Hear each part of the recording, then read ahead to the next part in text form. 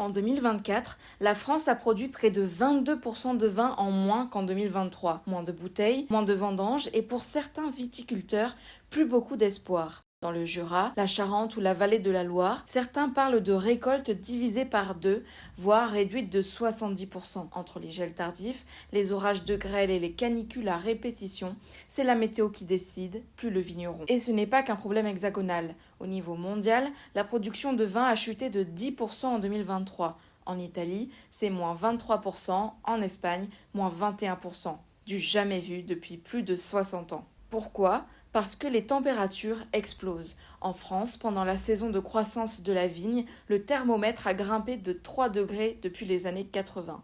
Résultat, les raisins mûrissent trop vite, parfois mal.